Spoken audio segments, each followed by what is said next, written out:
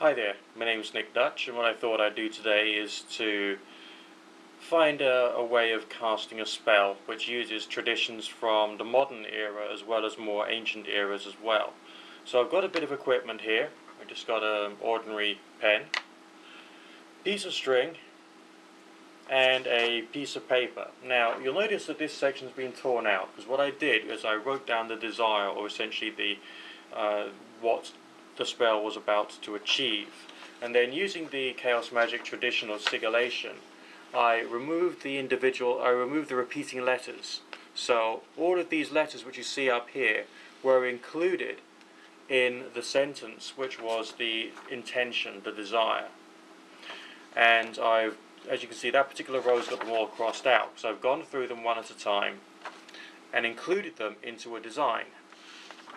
So that design there, which you see, rather intricate, looking very slightly Santeria or voodoo-ish. Maybe a little American Indian if you've got a big imagination, or basically you're on drugs. Okay, that contains, in a stylized manner, all of the letters that was in the desire or intention. They're not repeated, they're only included once, but they're all there. So now what I'm going to do is I'm going to tear off the left hand side, which had all the workings on it. Bear with me a second, please.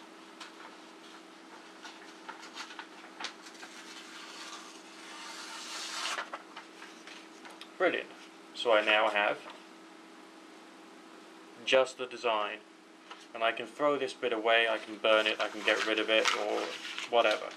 So this is now the distilled or perfected symbolic representation of whatever it was I was, as it were, wishing for. Now there's different ways in which I could use this symbolically. I could carry it as some kind of talisman, or I could save the energy for later, so to speak.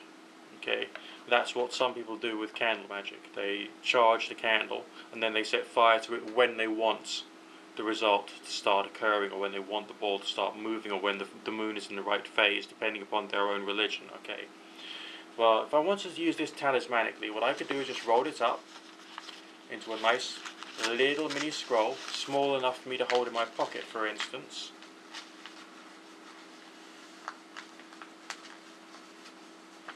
And then tie it up with the string. If I was doing this in a more ceremonial manner, not just demonstrating on this on the YouTube video, I would be doing all manner of chanting and all the rest of that right now.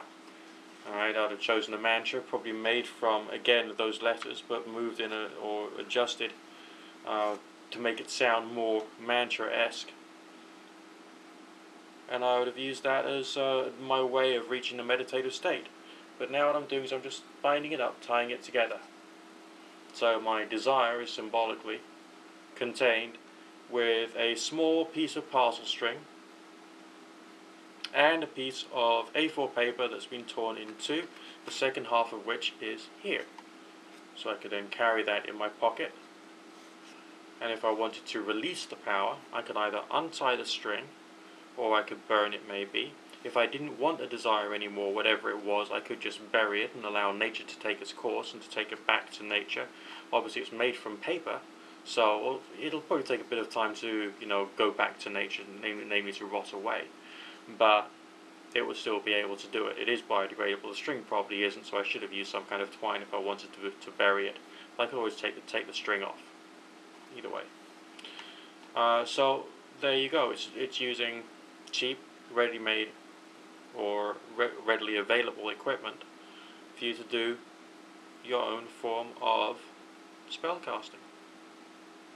Very simple, very easy, doesn't require elaborate theology, doesn't require elaborate traditions. Remember, binding things with ribbon or string, that goes back centuries.